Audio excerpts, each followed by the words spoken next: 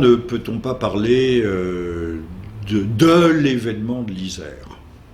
La France a été une fois de plus frappée par le terrorisme et Monsieur le Premier ministre, Monsieur Valls, nous a expliqué que la guerre au terrorisme, c'était la guerre de civilisation. Alors là, il va peut-être un peu vite en besogne, c'est comme l'a fait remarquer un journaliste pourtant très bien pensant hier sur BFM TV, doit-on déclarer la guerre aux 7 à 10 millions ? C'est lui qui sort le chiffre de 10 millions. Il doit savoir à peu près de quoi il parle, ce spécialiste.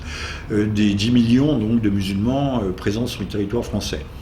On sait très bien que les statistiques officielles ne parlent jamais de 10 millions, peut-être même pas de 7, on parle peut-être à la rigueur de 5, 4, 5, parce que nous sommes dans un état assimilable à l'état soviétique dans lequel les statistiques étaient résolument, catégoriquement truquées. On nous annonce 3,9 millions de chômeurs, mais combien y en a-t-il réellement dans ce pays ?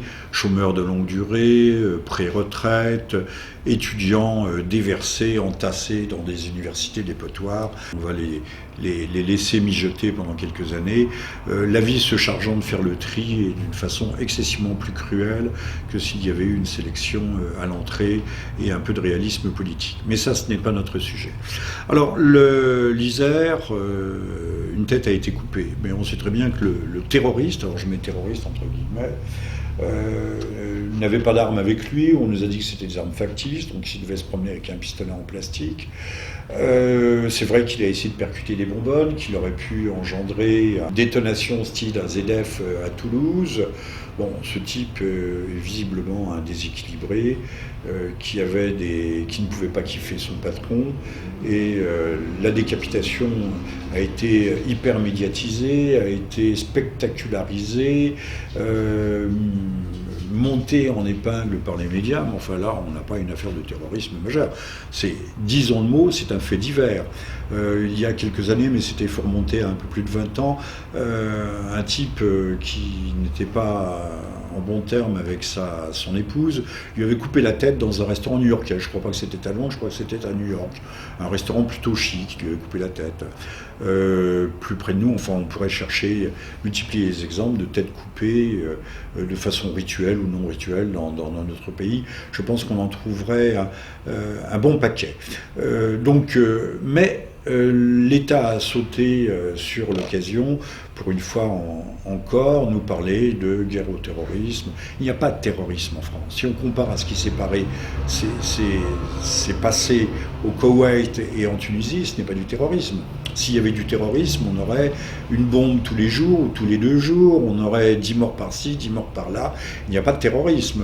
Il est bien clair que la communauté musulmane est trop heureuse de se trouver dans un pays aussi généreux, n'aime le bled que lorsqu'il s'agit d'y revenir pour les vacances et voir la famille, mais que l'on n'a pas du tout envie de quitter les rivages bénis de la Seine, de la Marne, ou de n'importe quel autre, du Rhône, ou n'importe quel autre fleuve en France. Et puis le marché aussi, le marché pour les dealers, ne fonctionnerait pas aussi bien dans leur pays d'origine, où la justice est infiniment plus lourde et les prisons beaucoup moins confortables qu'elles ne sont dans ce pays. Donc c'est un abus de langage et un abus d'ailleurs qu'il faut qualifier d'odieux de la part du Premier ministre. Il n'y a pas de guerre des civilisations en France, en tout cas pas encore. Mais par contre, il y a des prémices, et des prémices extrêmement inquiétantes, d'embrasement sur toute la périphérie méditerranéenne. Alors, le Koweït est sur le golfe Persique, certes, mais la proximité est là. Alors, commençons par le Koweït. Le Koweït, c'est une mosquée chiite. On nous dit qu'un homme se fait exploser, mais quand on regarde les vidéos, on voit bien que le plafond est totalement dévasté. Donc ce n'est pas une seule charge portée par un homme, aussi importante soit-elle, qui a pu causer autant de dégâts et les dizaines de morts qui sont à déplorer. Il y a des gens qui battent le briquet. Le briquet, autrefois, c'était un morceau de silex qu'on tenait dans la main et on battait un morceau de fer pour essayer d'allumer de l'amadou. Là, il ne s'agit pas d'allumer une mèche d'amadou, mais d'allumer la mèche de la poudrière. Et la poudrière, c'est la guerre confessionnelle. Je n'ai pas dit la guerre civile, je dis bien la guerre confessionnelle en Irak. Alors il y a des prémices, il y a des bombes qui sautent. Les chiites se comportent très mal à l'égard des réfugiés sunnites parce qu'ils ont peur, et à juste titre, ils ont des préoccupations sécuritaires, que ne s'infiltrent dans les réfugiés qui fuient les zones de guerre, ne s'infiltrent des gens qui vont perpétrer des attentats, et Bagdad est ravagé, non pas tous les jours, mais plusieurs fois par semaine, par des attentats terribles. Donc nous pouvons dire merci d'ailleurs à l'Amérique, qui a démoli une maison, un édifice qui était bien, une belle structure étatique, une belle architecture étatique, qui s'appelait le Baas irakien, avec à sa tête, certes, un dictateur, mais la dictature de M. Saddam Hussein était infiniment plus bénévolente que la situation qu'ont légué les Américains après la guerre de 2003. Alors, si l'on cherche, M. Valls,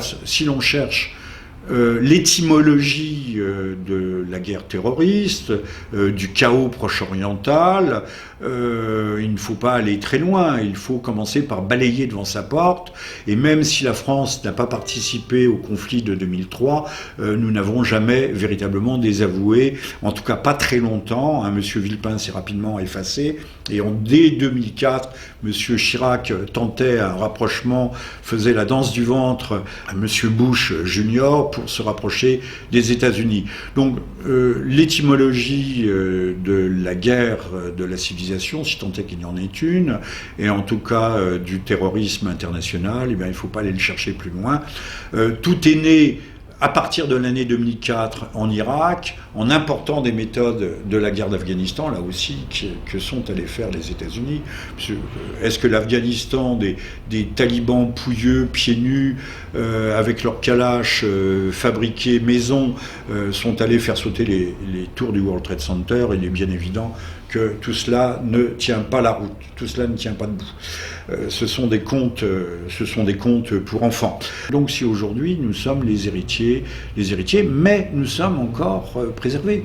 Je le dis et je le répète, l'Isère n'est qu'un fait divers, déplorable, malheureux. Alors que le gaz se soit recommandé ou non, qu'il est... ben oui, il y a des micro-métastases ici et là, mais il n'y a pas de terrorisme en France, et tout ça, c'est beaucoup de vent, beaucoup de bruit, beaucoup de fureur, pour pas grand-chose. D'ailleurs, la loi puisque tout cela s'est passé, cet événement d'Isère s'est passé dans le contexte du vote de la loi sur le renseignement en France et sur la surveillance des citoyens. Rappelons que l'État devrait concentrer ses moyens sur les groupes à risque et ne pas surveiller et mettre sur écoute ceux qui, comme à Mediapart, sont des dissidents tout à fait pacifiques et démocratiques. Donc il ne s'agit pas d'espionner la dissidence. Nous ne parlons pas encore de résistance dans ce pays, mais la dissidence intellectuelle, elle est d'ailleurs fort nombreuse, mais qu'on arrête de se moquer de nous et de se tromper d'ennemis. Je rappellerai que pendant les dernières décennies, depuis les années 80, on a cessé d'observer les groupes trotskistes qui pourtant n'ont jamais renoncé à la terreur comme moyen politique, à la subversion et à la guerre civile. S'il y avait des gens dangereux dans ce pays, c'était bien eux. Ils sont d'ailleurs, vous me direz, on ne les surveille plus, puisqu'ils sont aujourd'hui parvenus au pouvoir et sont dans les arcanes du gouvernement. Pensons par exemple à M. Drey, M. Cambadélis et bien d'autres. Puis nous avons eu un Premier ministre, M. Jospin.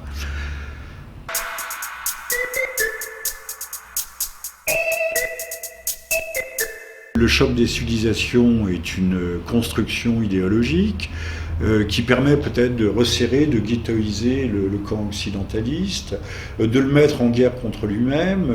Il y a des gens qui ne seraient pas fâchés qu'il y ait des prémices ou des des frémissements de guerre civile dans nos pays, notamment en France, de basse intensité, bien entendu, des embrasements de banlieue, ça permet de tenir sous tutelle et d'empêcher les citoyens.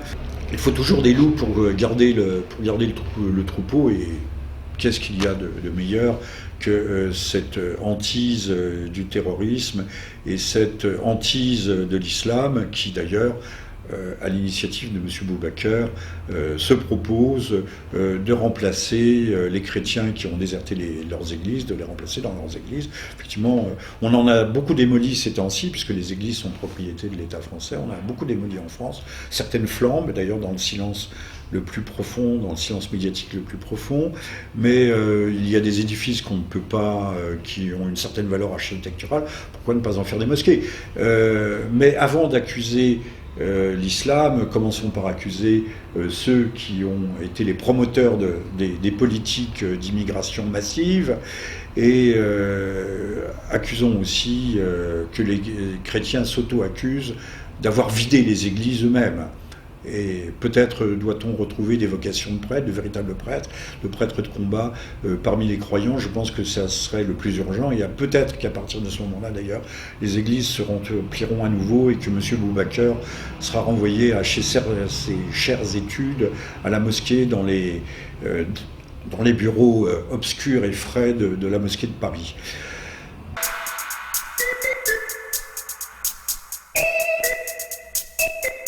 La Tunisie est effectivement un cas de terrorisme tout à fait grave après le massacre du Bardo. On vient de viser la Tunisie en son cœur économique qui est le tourisme.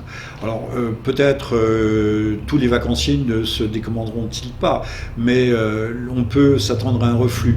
Or, même s'il y a une majorité de démocrates en Tunisie ou de gens qui préféreraient la démocratie, sur les décombres de l'économie ou en tout cas l'onde de choc économique qui va se propager, on sait très bien que en démocratie, ce ne sont jamais les majorités qui gouvernent, mais toujours les minorités. Et là, il y a une minorité structurée, organisée, à Nada, ce sont les frères musulmans, ce sont des wahhabites modérés. Je vous rappelle d'ailleurs que j'ai publié un livre que chaque Français devrait avoir lu, s'il veut espérer comprendre quelque chose, au-delà de toutes les arguties, les inepties qui leur sont débitées sur les grands médias.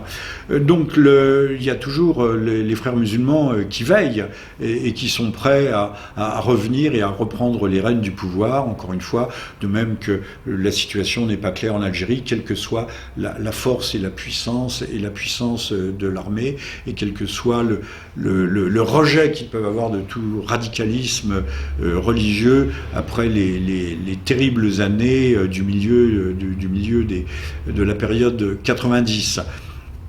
Toujours est-il que la déstabilisation de la Tunisie peut nous inquiéter infiniment plus que l'épisode de l'Isère, et ce n'est pas par hasard si la chose intervient pendant le Ramadan, qui a été annoncé par l'État islamique comme un mois de cauchemar. Tunisie, Koweït, on voit bien que tout cela participe d'une même stratégie, et cette stratégie est une stratégie néoconservatrice, c'est la stratégie du choc des civilisations.